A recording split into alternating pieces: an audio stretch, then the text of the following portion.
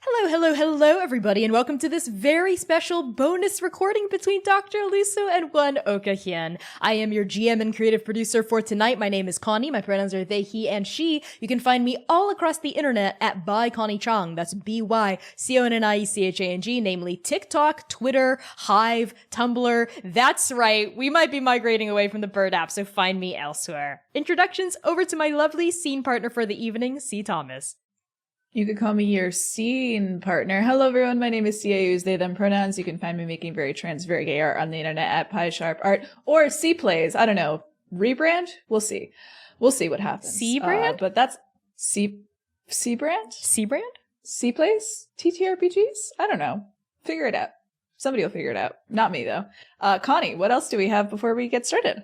Yes, so this very special bonus scene is thanks to the generosities of viewers like you. That's right, you all donated to hit our Arc 6 bonus donation goal to unlock this. So thank you to everyone who donated, who's been tuning into our Twitch streams, who's been supporting our Patreon, boosting us on Twitter, etc. We love you so much. It is thanks to your support that we're able to keep The Second Stranger up and running. And of course, if you have extra coin to spare, we are always in need of donations to help keep this incredible show going and to get these incredible performers paid. But I'm gonna shut up now. That's all we have for a preamble. Let's get right into the meat of what you paid for. Some really good gay content between Dr. Oluso and Oka. Let's get started.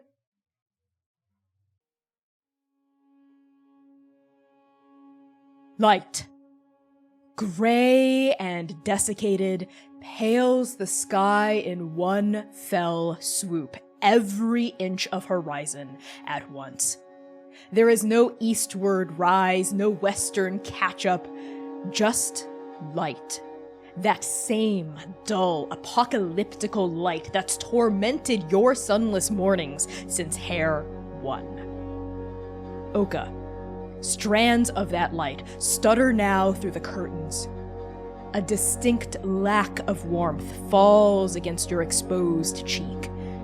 You're lying on your side, the blankets strewn about your waist and sitting on your ribcage, the weight of it pressing you awake, is an orange cat.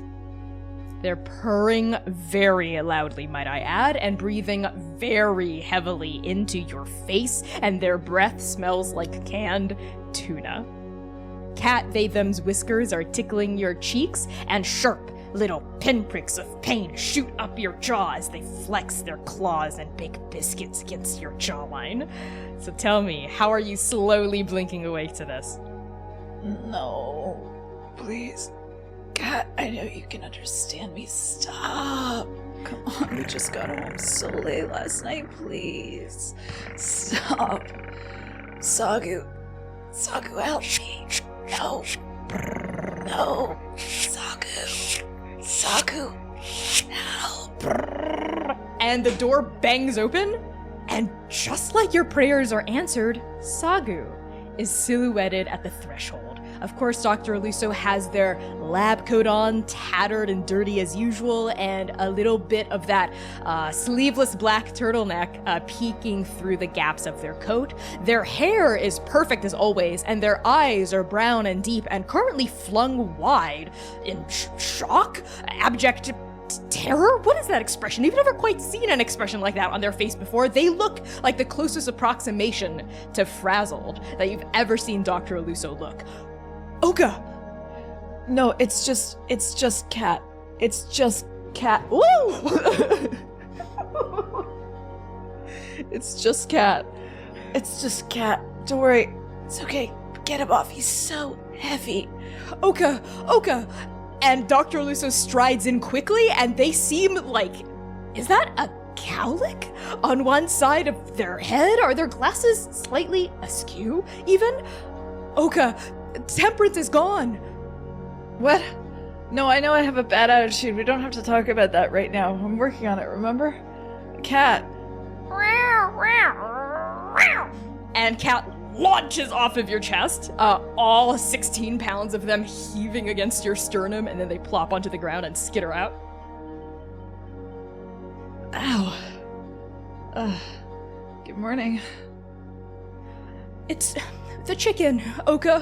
One of my chickens, Temperance. She has literally flown the coop, and I don't know where she is. I don't know where she could be. Maybe it's because the war camp has been making her nervous, or maybe one of the war horses looked at her strange, or perhaps Squeak brandished the poop shovel a tidge too aggressively in her direction, or...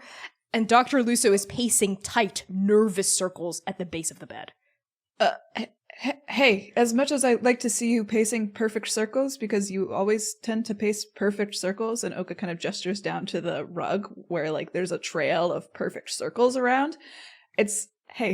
Oka reaches up and, like, grabs their wrist as they come around the next time, very, very gently, and kind of pulls them forward.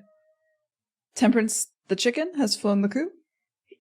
Yes, Temperance the chicken has flown the coop.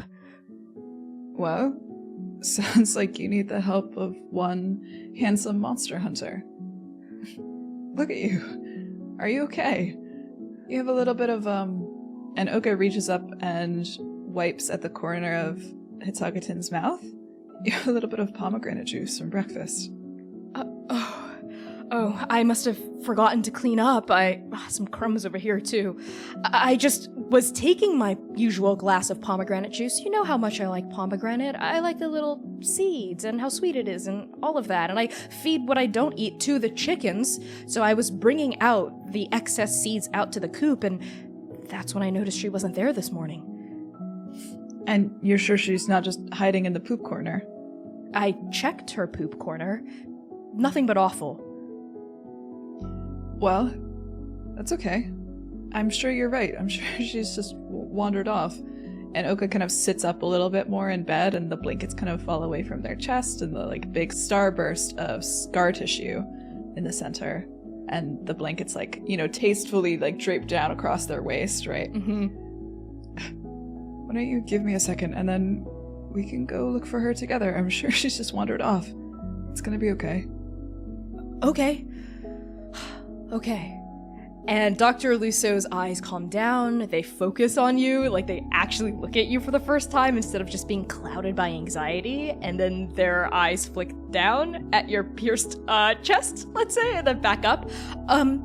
Yes, I'll let you dress, clean, cover, or not, or just...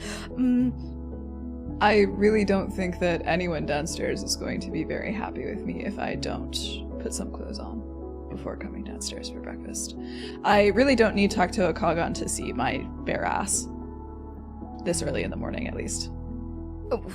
Well, no, that's... well... What? Fair enough. Nothing. It's just kind of cute when you get a little flustered. I'm not flustered. You're flustered. Look at your hair. Flustered hair. Oh. And they quickly smooth down, like, the cowlick that's been bouncing around their forehead this whole time. Oh, yes, it's... well, only the chickens can get me in a tizzy like that. I hope chickens aren't the only thing you can get in a tizzy about. And they reach forward and take Kitagaten's other hand in theirs. It's okay to care about things that you love. It's okay to be scared and not know. But we'll figure it out together, no matter what. Okay. Whew, you're right. All right then, I'll let you get dressed and I'll meet you out in the kitchen. Okay, I'll be down in a second. And I think there's a flutter of bedsheets as you pull it back up and it like ripples across the scene. And when the rippling comes down, we find you and Dr. Oluso in the kitchen, where the smell of a breakfast temporarily set aside still suffuses the living room. And Dr. Oluso actually shrugs off their lab coat and drapes it off against the back of a chair as they're rolling their shoulders a little nervously. And they turn to you and as way of explanation quickly chime in, I just want to be able to be limber. You know, if she's out there, we're going to be hunting for her all day. I want to be able to move my limbs and have access to all of my faculties and facilities. Aren't you going to get cold? It's still winter, Sagu. Oh, I don't get cold. You don't get... well, okay, we'll circle back on that one in a little bit. But is this just an excuse to wear my shirt out? Your shirt? And Dr. Oluso plays with the front of the sleeveless turtleneck in a similar way that you do quite often. There's a lot of black turtlenecks in Endake. Oka, who's to say this is yours? I own at least 80% of all black turtlenecks in Andake. It is my character design. It is peak character design. And did you really not think that I would notice the little hole in the seam on the back? I remember when I got that, somebody shot an arrow into my side. Well, okay, maybe it is yours, but it smells like you. And most of the other ones were taken when gods took your clothes anyway. This is the only one I have left of before the gods undressed you.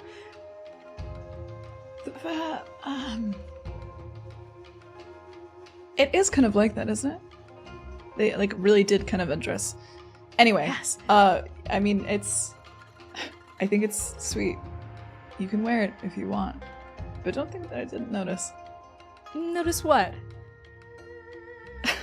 Notice that it's my shirt. You're not as cunning and sly as you make yourself out to be. Or maybe you are. Well, who's gonna believe you? What? Come on now! And Dr. Oluso takes your wrist in their hand and they go out of the front door. And immediately as soon as you hit the porch, your senses are bombarded with the war camp. Like war bugles already playing even though it's barely 6, 7 in the morning. We can hear squeaks, high-pitched and dulcet tones in the back, shouting orders. We can hear horses' hooves clopping against packed winter hardy earth. And of course, Toktoa's soldiers practicing archery, practicing martial forms, practicing spells, trying to draw any kind of magic from the withered weave around them. And as soon as you step out onto the porch and the front door sort of swings shut behind you, Dr. Oluso, on their way over to the chicken coop, fishes out a half of a pomegranate and turns to you and says, "Well, I figure Temperance also really likes pomegranates, so maybe I can try to lure her out with these." That's a good idea. We'll make a proper monster hunter of you yet. And Oka kind of starts sniffing around the coop, their wings kind of drawn in tight around them as to not knock anything over as they're doing a little bit of searching. And they're kind of mumbling, going through like the hard, icy packed earth, looking for tracks, looking for feathers, looking at all the other chickens. All right, there's patience, there's hope, there's fortitude, and no temperance, like you said. Is she the one that always pecks at my feet? Yes, that's Temperance. She loves pecking at your feet. Just yours, specifically. She seems to have something out for your toes. I know. What did I ever do to her? I've Maybe never bothered her, even once. Maybe you did, in a past life. You should ask Shuhai about that. Oh, I don't think that I'm going to have another opportunity to talk to Shuhai about chickens. It was a rather desperate last meeting, if I recall. That is true. But maybe she'll be drawn, if not to the pomegranate seeds, then to your feet?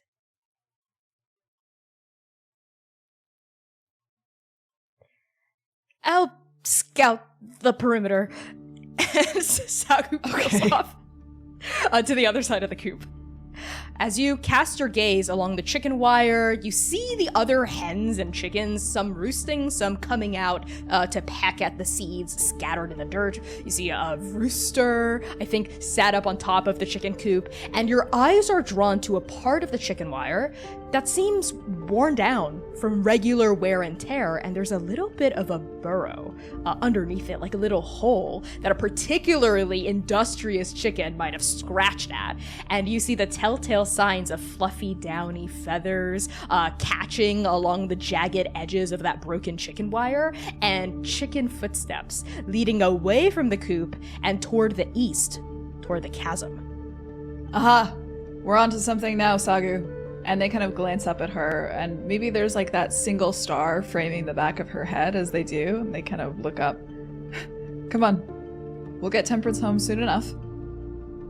I knew it! I knew you could find something! Oh, if it weren't for the rain last night and strange things happening in the weave, I don't know, but I've been feeling a little out of it recently, but thank you for finding the tracks. I told you, you haven't been sleeping enough. Not nearly enough. Well, I don't need sleep. You don't need it, but it's good for you. You might have a point there. Well, I'll take your lead. All Alright, this way. It looks like she's heading... She probably did get scared of the war camp, or at least wanted to go on her own kind of adventure. It looks like she's heading out toward the Euclid. Well, maybe we should rename her Curiosity, given her penchant for scampering off. Yes, I consider Temperance to be a rather ironic name, given all the foot pecking.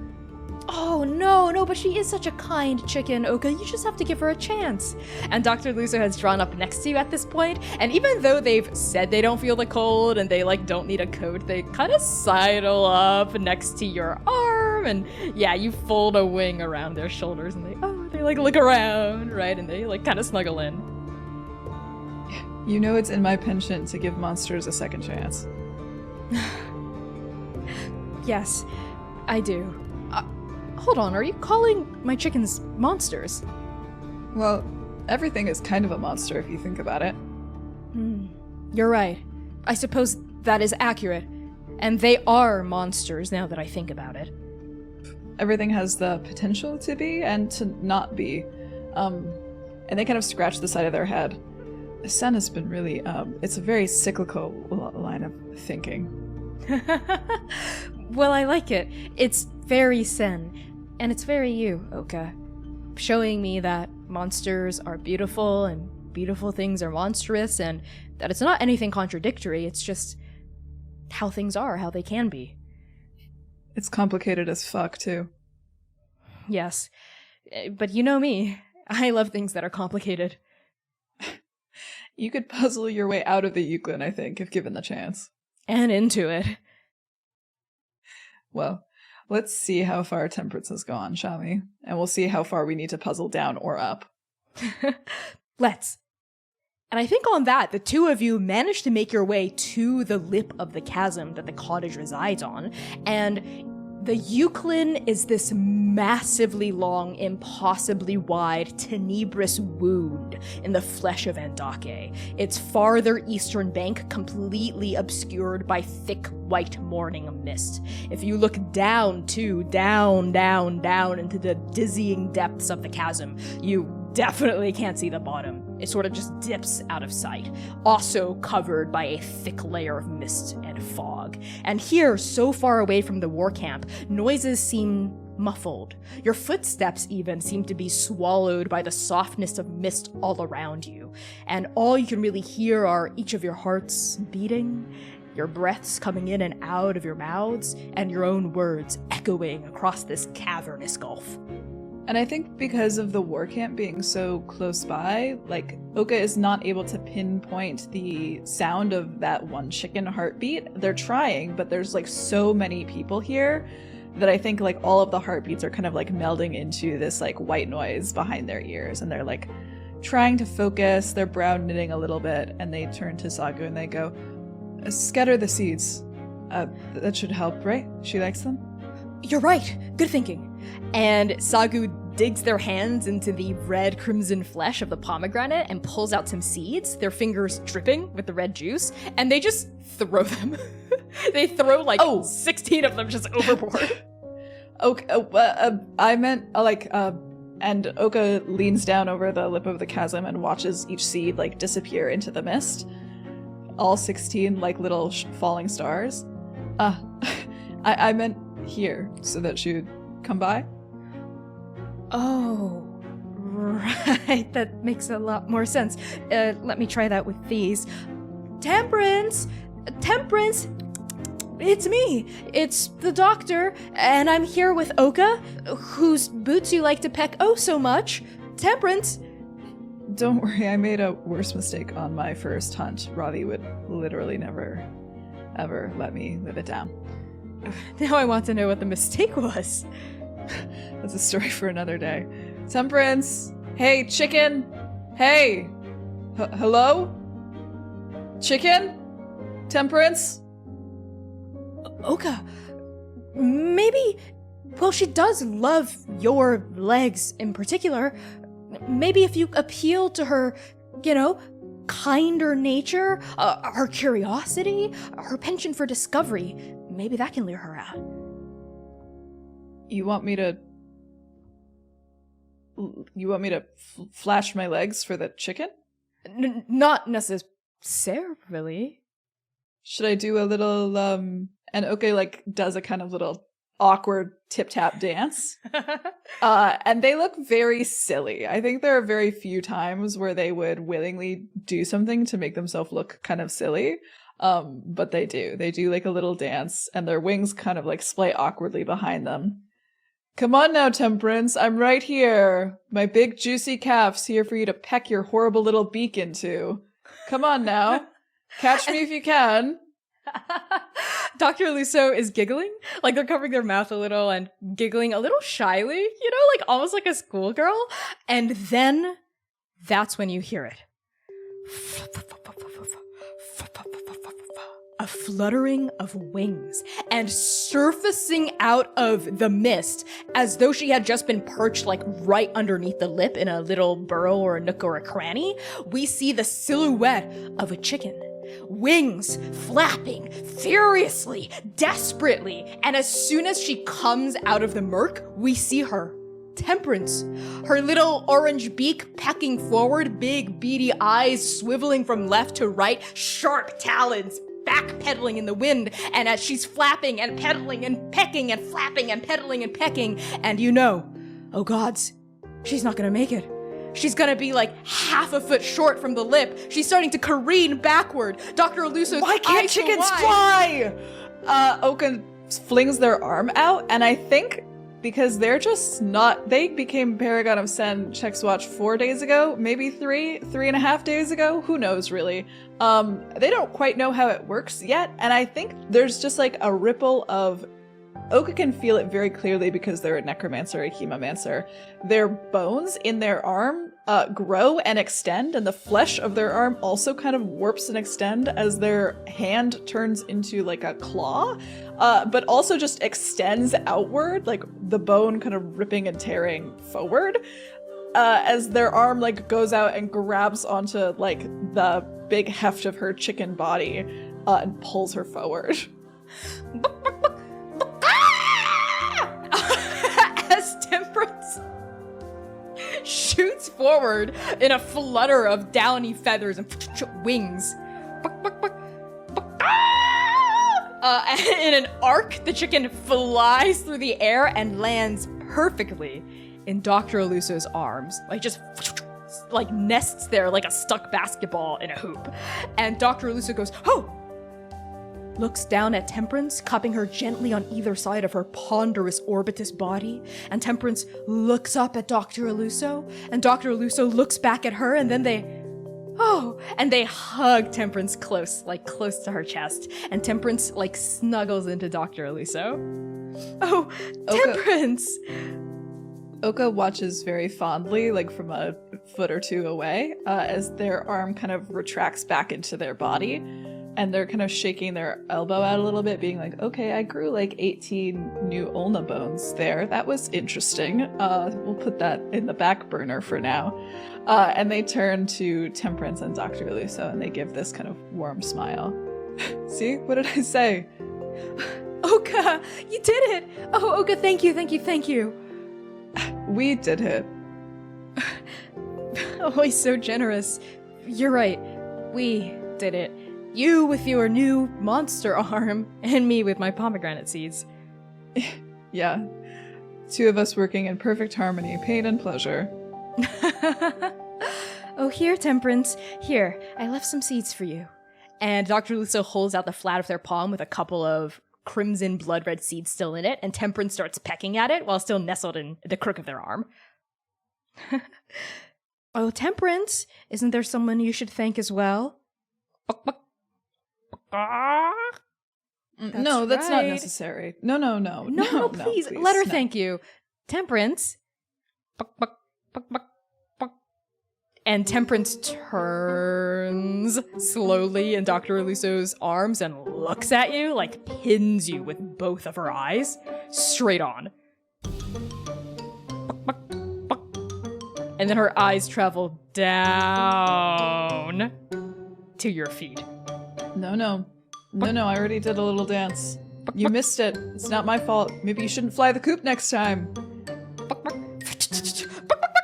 And she, like, flaps her wings to get out of Dr. Oluso's grasp and lands on the dirt and starts pecking at your feet. No, stop it. No. And Oka jumps into the air and flies like 5 feet up themselves. And they kind of hover there, all 4 of their wings beating and causing this little like wind gusts down at Temperance again. Come on. Why do you always do this to me? And Dr. Oluso, while laughing a little, goes, Temperance, that's enough, come back.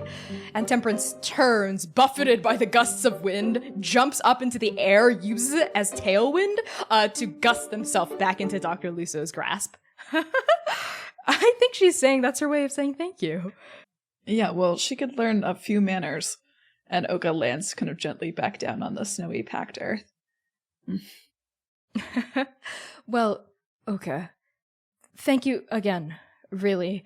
I know it was a team effort, but I really couldn't have done this without you. And they pause for a second, averting your gaze, almost, looking down at Temperance, stroking them like it's a nice comfort object to be there. And then they say a little shyly, a little vulnerably, you realize. It's just that, well, Temperance, she's a flight risk, you know? She's scared. Scared of the war camp, scared of big, strange new creatures in her space, scared of the changing light, the changing weave around her.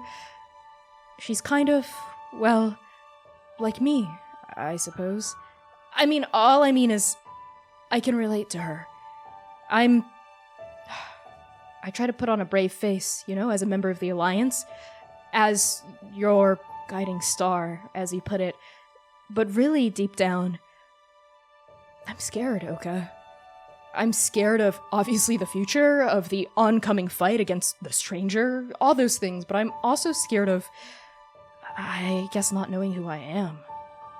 Of that confusion, of that uncertainty. I'm scared that once we find out the truth, I won't like myself anymore. Or worse, you won't like me. You won't like who I really am, who I have been, who I'll become. Hey, it's okay to be scared. I'm scared a lot too. And I mask that with anger most of the time. And you mask that by researching way too late into the night, hoping that you'll have answers for anyone who asks. It's okay. We're allowed to be scared of change. And we're allowed to change anyway. To grow. You helped me a lot. Realizing who I was, the things that were hurting me, pain I was in. Sometimes you have to name the pain first, before you can grow with it. Ravi always talked about turning pain into power, but the first step is recognizing that it hurts, and that it's scary. It doesn't mean it's bad. It doesn't mean you're bad. You know? You know, you're always calling me your guiding star, Oka, but you're mine too. Don't you think that's a little cyclical? Like we're chasing each other around in the stars. That's not so bad, is it? To always be running after you? No.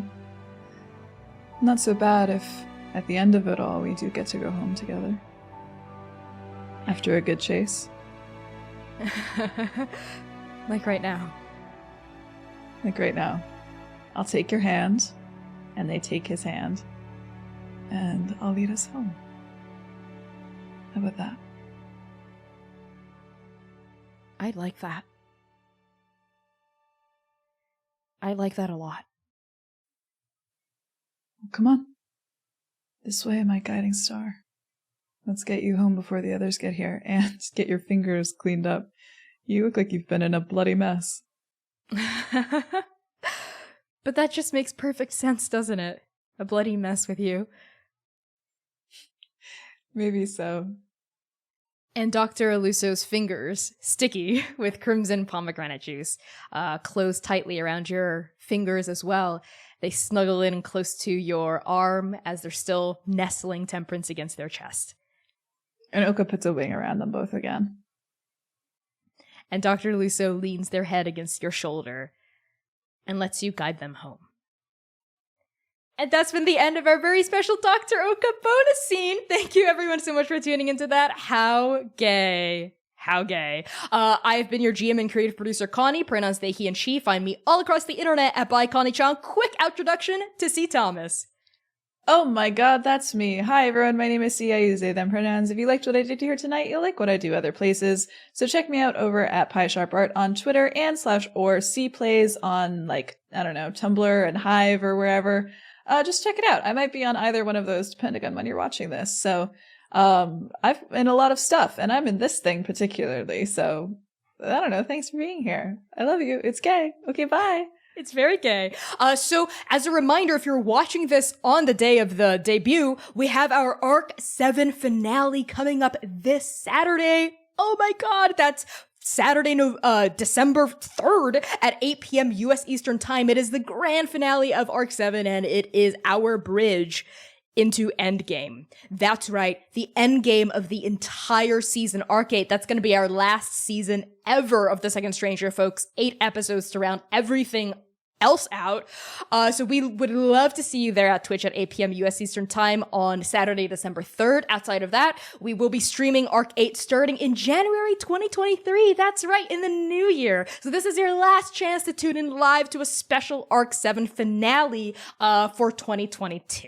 And outside of that, of course, new podcast episodes release every Tuesday and Thursday at 5 a.m. Eastern Time, wherever you pod your casts, Spotify, Apple Music, Podbean, etc. And thank you all so much for supporting The Second Stranger. Keep tossing us those donos, those bits, those subs, those cheers, those etceteras. They really help keep the channel going. And thank you all to everyone who's contributed so far. We will see you on Saturdays at 8 p.m. Eastern Time for that finale. And Spijo, Bijo.